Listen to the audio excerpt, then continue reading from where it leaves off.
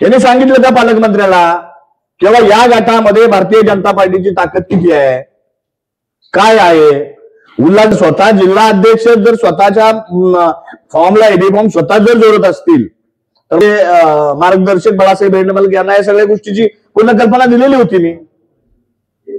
तरी सुद्धा जाणीवपूर्वक ह्या घटना माझ्यासोबत घडलेल्या आहेत. उल्हास दायगुडेचं काम काय आहे, उल्हास दायगुडेंनी पक्षासाठी काय केलंय हे पालकमंत्र्यांना सांगितलंय का? पालकमंत्र्यांपर्यंत खऱ्या न्यूज गेल्यात का? किंवा मला आतापर्यंत भारतीय जनता पार्टीच्या एकाही वरिष्ठ बैठकीला तालुक्याच्या मला बोलवलं गेलेलं नाहीये. कारण हे जाणीवपूर्वक शेड्यूल होतं. जिल्हा काय या ठिकाणी कोणी जरी आणून उभा केला माझ्या समोर काय तर त्याला पाडणे इतपत काय माझी क्षमता आहे. एवढं. नमस्कार, आकुर टीव्ही मध्ये आपल्या सर्वांचं स्वागत. मी अंकुश मुडे. आज आपण सांगोला जिल्हा परिषद पंचायत समिती निवडणुकीच्या अनुषंगाने चोपडी जिल्हा परिषद गटामध्ये आहोत आणि येथील अपक्ष उमेदवार उल्हास दायगुडे पाटील यांच्याशी संवाद साधतोय. चोपडी जिल्हा परिषद गटामध्ये भारतीय जनता पक्षाचे जिल्हाध्यक्ष केदार सावंत यांनी उमेदवारी केल्यामुळे संपूर्ण चोपडी जिल्हा परिषद गटामध्ये एक वेगळं वातावरण तयार झालेलं आहे. भूमिपुत्र विरुद्ध उपरा अशी स्थिती काहीशी निर्माण झालेली आहे. आपल्या समेत बोलण्यासाठी अपक्ष उमेदवार उल्हास दायगुडे पाटील आहेत. सर नमस्ते. नमस्ते. कशी स्थिती आहे? आता तुम्ही उमेदवारी केलेली आहे, तुम्हाला काही दिवसात चिन्ह पण मिळेल आता आणि तुम्ही आता सगळ्या भागात फिरताय. माझ्या भागाचा दौरा जवळजवळ कंटिन्यू माझा चालूच आहे काय. त्यामुळं अतिशय प्रचंड प्रतिसाद खूप लोकांचा चांगला आहे काय. त्याच्यामुळं आता तुम्ही ज्यांचं नाव घेतलं तर 100% त्यांना आसमान दिसणार आहे. 7 तारखेला त्यांना चंद्र, सूर्य, तारे ह्या सगळ्या गोष्टी त्यांना 100% ग्रामीण भागात फिरतोय, चोपडी जिल्हा परिषद गटामधल्या काही गावामध्ये जातोय, तर लोक म्हणतात की आम्ही भूमिपुत्राला साथ देणार. ते का अशी एक लोकांच्या मध्ये हे आहे? खरं नाही साहेब. मला सांगा, केदार सावंत आज या ठिकाणी उमेदवारी अर्ज दाखल करतायत, बरोबर आहे, आणि मीही त्याच पक्षाचा आहे आणि ते स्वतः जिल्हा अध्यक्ष असल्यामुळं ते स्वतः त्यांच्या फॉर्मला एबी फॉर्म जोडून घेतात. हा माझ्यावर झालेला अन्याय आहे. ते लोक बघतायत ना, सगळी लोकांना डोळ्यांनी दिसतंय.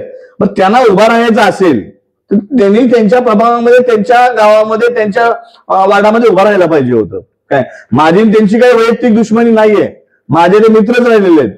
परंतु त्यांनी मग माझ्यासारख्या सर्वसामान्य कार्यकर्त्यांना आजपर्यंत भारतीय जनता पार्टीसाठी जे केलेलं काम आहे त्याचं काय? 2 वर्षापासून तुम्ही भारतीय जनता पक्षासोबत आहात आणि अलीकडे त्यांनी हा जो जिल्हा परिषद गटामध्ये त्यांचा एबी फॉर्म जोडून उमेदवारी फायनल केल्या. कार्यकर्त्यांमध्ये एक वेगळ्या पद्धतीचं वातावरण आहे. कसं कार्यकर्त्यांना तुम्ही हे करताय? कार्यकर्ते म्हणजे कोणते कार्यकर्ते? तुमचे जे आता तुमच्या सोबत आहेत कार्यकर्ते, ते आता भारतीय जनता पक्षाचे पण असतील आणि कदाचित तुमच्यावर प्रेम करणारे पण असतील, तर त्यांच्यामध्ये कसं वातावरण आहे? आहे ना, भारतीय जनता पार्टीमध्ये जे कार्यकर्ते, जे जुनी फळे पूर्णपणे ही सर्व माझ्या कॉन्टॅक्टमध्ये, हे मला स्वतःहून त्यांचे फोन येत आहेत काय की भाऊ हे असं कसं घडतंय, तुम्ही बोलला नाही का त्यांच्या बरोबर? मी काय बोललं पाहिजे? जर स्वतः जिल्हा अध्यक्ष जर स्वतःच्या फॉर्मला एबी फॉर्म स्वतः जर जोडत असतील तर माझ्यासारख्या सर्वसामान्य कार्यकर्त्यांनी काय केलं पाहिजे, काय बोललं पाहिजे? मी एकाही शब्दाने आतापर्यंत मी त्यांना बोललो नाही तुम्ही हे असं का केलं म्हणून. मला ज्या व्यक्तीला बोलायचं होतं, ज्या व्यक्तीमुळे शेतकरी कामगार पक्षामध्ये आलो काय, ते आमचे मार्गदर्शक बाळासाहेब भेंडमल यांना या सगळ्या गोष्टीची पूर्ण कल्पना दिलेली होती मी. तरी सुद्धा जाणीवपूर्वक ह्या घटना माझ्यासोबत घडलेल्या आहेत. अशी त्यांची भूमिका ही पहिली ठरलेली आहे. हे माझ्यासमोर माझ्यासोबत ठरलेले एक षडयंत्र आहे. दायगुडेचं काम काय आहे, उल्हास दायगुडेंनी पक्षासाठी काय केलंय हे पालकमंत्र्यांना सांगितलंय का? पालकमंत्र्यांपर्यंत खऱ्या न्यूज गेल्यात का? किंवा मला आतापर्यंत भारतीय जनता पार्टीच्या एकाही वरिष्ठ बैठकीला तालुक्याच्या मला बोलवलं गेलेलं नाहीये.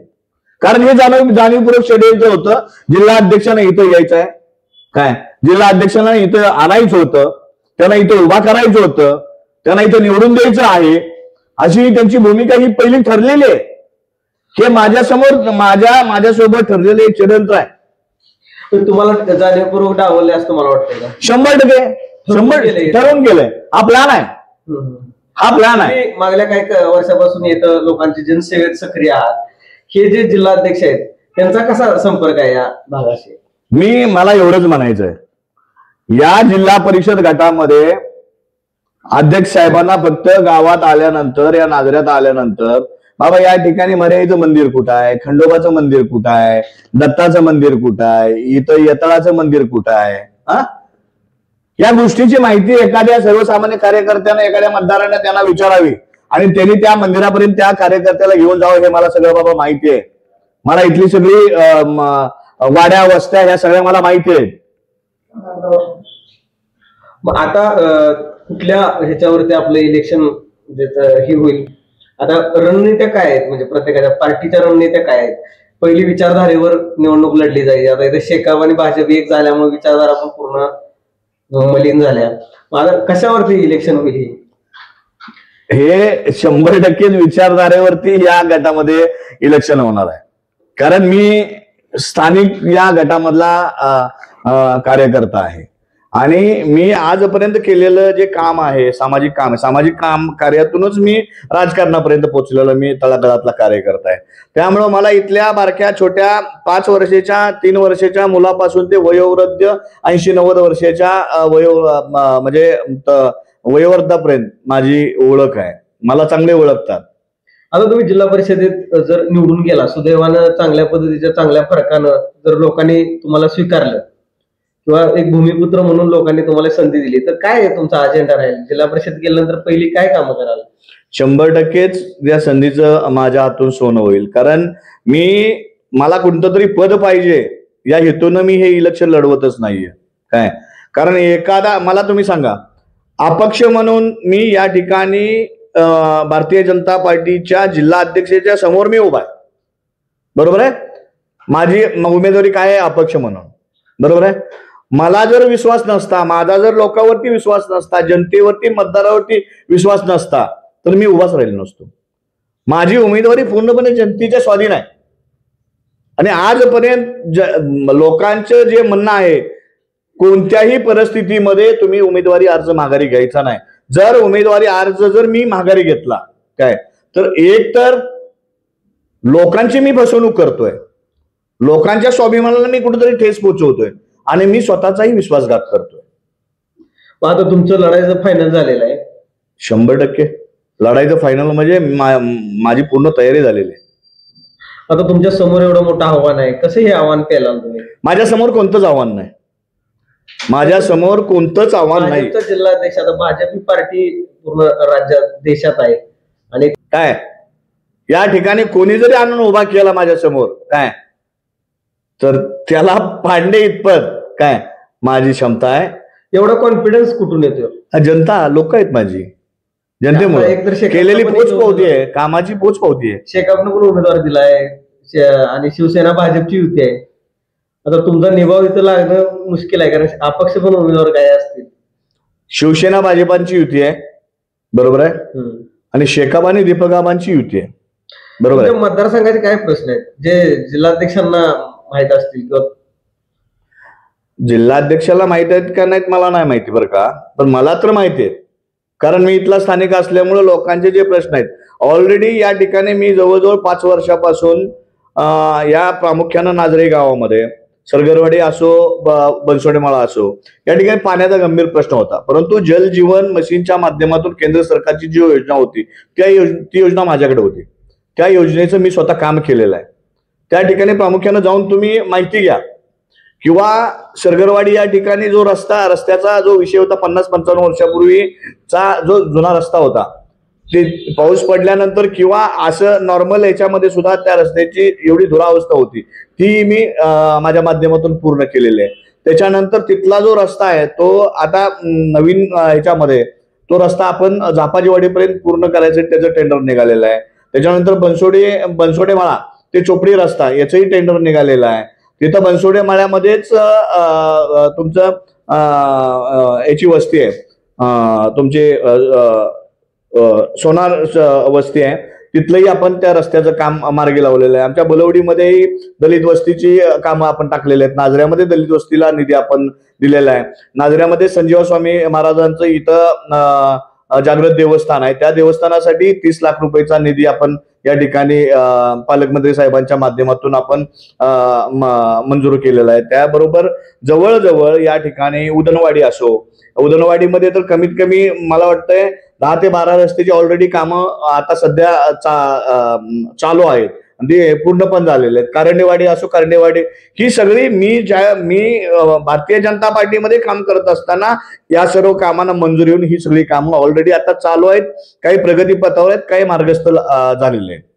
पण आता जो हे आहे, भाजप कुठलाही कार्यकर्ता ज्यावेळेस बंडखोरी करतो त्यावेळेस त्याला पक्षातून निलंबित केलं जातं किंवा पक्षातून काढून टाकलं जातं. आता तुमचा भाजपशी कसं राहील, मग तुम्ही अपक्ष राहिला तर? मी या गोष्टीचा विचार करणारा कार्यकर्ता नाहीये.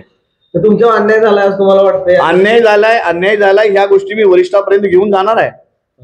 जरी आज त्यांना माहित नसतील तर उद्या ह्या गोष्टी वरिष्ठापर्यंत जाणार आहेत. वरिष्ठांना या गोष्टीची मी जाणीव करून देणार आहे.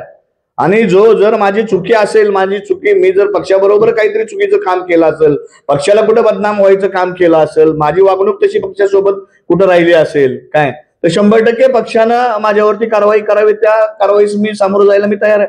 पण मला इथे जिल्हा परिषदची सीट दिली पाहिजे असं तुमचं मत आहे? 100% विषयच नाही.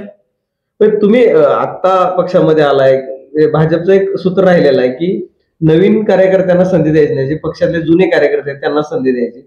आता इथं पक्षच तुम्ही आणला भाजप, मला वाटतं या भागामध्ये भाजप नव्हतं, शेकाप होतं पूर्ण.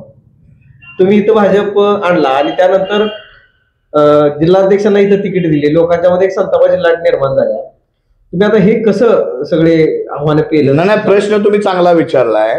मी आता आलो, 1 वर्षभरापूर्वी मी भारतीय जनता पार्टीमध्ये आलो, हे 100% तुमचा प्रश्न आहे. परंतु शेतकरी कामगार पक्षामध्ये असताना लोकसभेची निवडणूक झाली.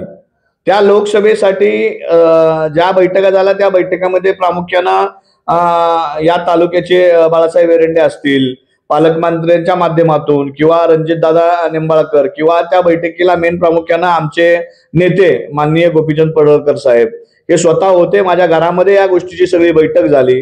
त्या बैठकीमध्ये एकमताने निर्णय झाला की बाबा विकासाला आपण विकासाचं काम केलं पाहिजे आणि विकासाला आपण न्याय दिला पाहिजे, विकासाला आपली मतं गेली पाहिजेत. या एका दृष्टिकोनातून त्या बैठकीवरती शिक्कामोर्तब झाला आणि ती बैठक यशस्वी होऊन इलेक्शन झालं. त्या इलेक्शनमध्ये 3900 मतानं प्रामुख्यानं चोपडी गट हा भारतीय जनता पार्टीला आम्ही लीड दिला. काय तो लीड दिल्यानंतर तालुक्यामधून 4250 मतानं टोटल मध्ये भारतीय जनता पार्टी लीड झाल्यानंतर भाजपाची कॉलर टाईट झाली. या गोष्टी चालतात. आम्ही केलेलं काम तुम्हाला चालतं. ज्यावेळी आमच्यावरती कुठंतरी काहीतरी द्यायची संधी येते प्रामुख्यानं, त्यावेळी या जिल्ह्याचा अध्यक्ष जर माझ्या जागेवरती, कार्यकर्त्याच्या सर्वसामान्य जागेवरती जर ते उमेदवारी जर लढवत असतील तर हे शोभण्यासारखं नाही ना. आता तुम्ही कुणाकडे तक्रार करणार आहात? आता तक्रार करायचा विषय संपून गेलेला आहे. पालकमंत्र्यांना भेटलाय काय? नाही, पालकमंत्र्यांना ह्या गोष्टी सगळी कल्पना आहे आणि असेल. तुमचे नेते बाळासाहेब एरंडेंनी काय भूमिका दाखवली यामध्ये? माझ्या मालकांची भूमिका पूर्णपणे माझ्या विरोधातली भूमिका राहिलेली आहे.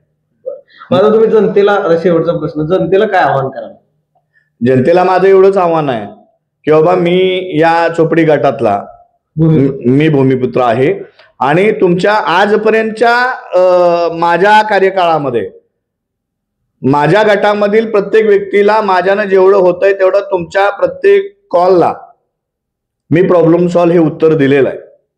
त्याच्यामुळं मी भूमिपुत्र आहे. भूमिपुत्र या नात्यानं मी तुम्हाला मतदान रूपी आशीर्वाद मागतोय. तो मला 100% देतील यामध्ये कोणतीही शंका नाही. त्याच्यामुळं जनतेनं ठरवायचं आहे तुम्हाला आपला बघायचा आहे की बाहेरचा बघायचा आहे. तुम्हाला उद्याच्या आपल्या कार्यामध्ये आपला पाहिजे की बाहेरचा पाहिजे, प्रश्नांची सोडवणूक करणारा पाहिजे की प्रश्नासाठी विलंब करणारा पाहिजे, याची पूर्णपणे मतदारांनी काळजी घेणं गरजेचं आहे. तर हे होते अपक्ष उमेदवार उल्हास दायगुडे पाटील, जे भारतीय जनता पक्षाचे सक्रिय कार्यकर्ते मागल्या 2 वर्षापासून राहिलेले आहेत आणि त्यांनी आता बंडखोरी केलेली आहे. त्यांचं हे बंड भाजप थंड करणार का, असा प्रश्न आता चोपडी जिल्हा परिषद गटातील लोक उपस्थित करतायत. धन्यवाद.